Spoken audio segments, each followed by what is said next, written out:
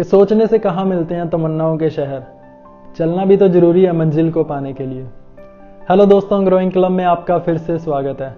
Guys, कहते हैं कि इंसान अपनी आदतों का गुलाम होता है, इसीलिए तो बचपन से हमारी कंडीशनिंग शुरू हो जाती है कि ये आदत हमारे लिए अच्छी है और ये आदत हमारे लिए बुरी है। लेकिन ये डिसाइड कौन करता है कि हमारे लिए कौन सी आदत अच्छी है और कौन सी बुरी?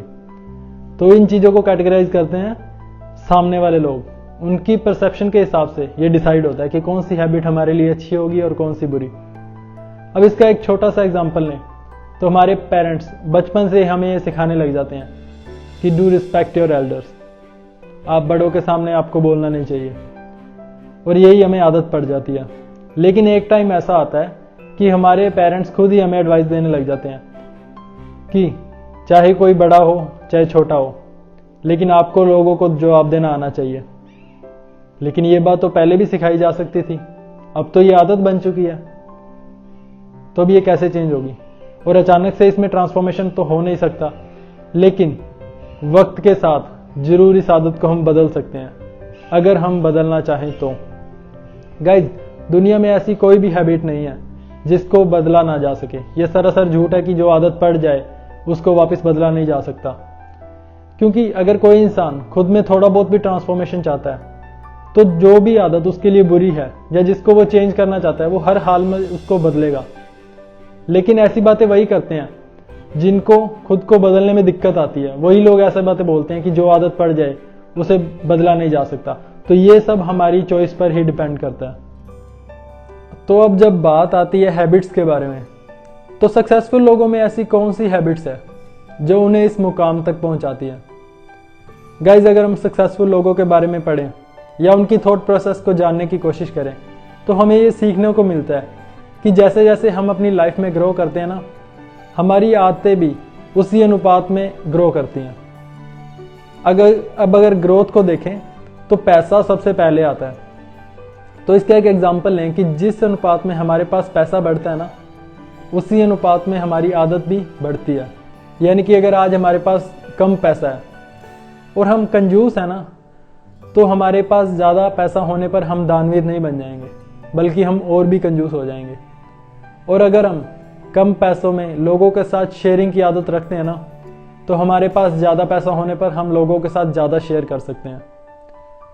लेकिन इन आदतों में जो सबसे खतरनाक आदत है ना, वो हमारे लिए ये साबित हो सकती है कि अगर आज हमारे पास कम पैसा है और हमें पैसा मैनेज करना नहीं आता, तो इस बात के बहुत कम चांसेस है कि हमारे पास बहुत ज़्यादा पैसा होगा इन फ्यूचर।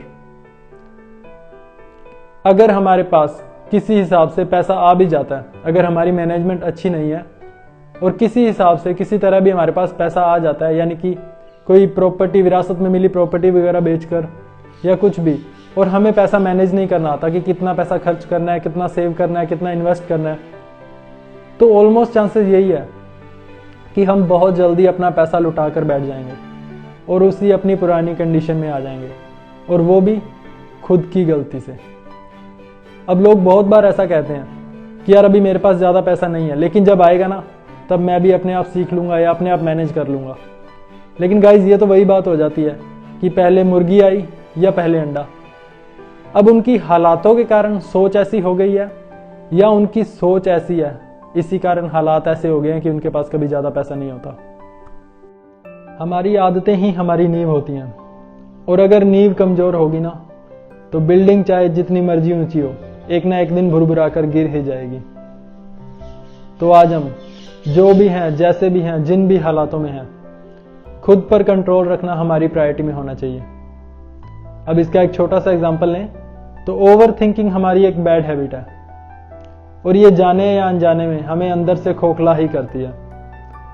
अब अगर हम थोड़ा सा भी कुछ नोटिस करें तो ये आदत धीरे धीरे अपना रूप बदलती है और हमारे मन में नफरत, गिल्ट, गुस्सा ये सब भर देती है, क्योंकि हम लोगों के बारे में भी खुद से ही सवाल करते हैं और खुद ही उसका जवाब देते रहते हैं। तो ये ओवर थिंकिंग के कारण हम अपनी इस आदत के ना गुलाम बन जाते हैं।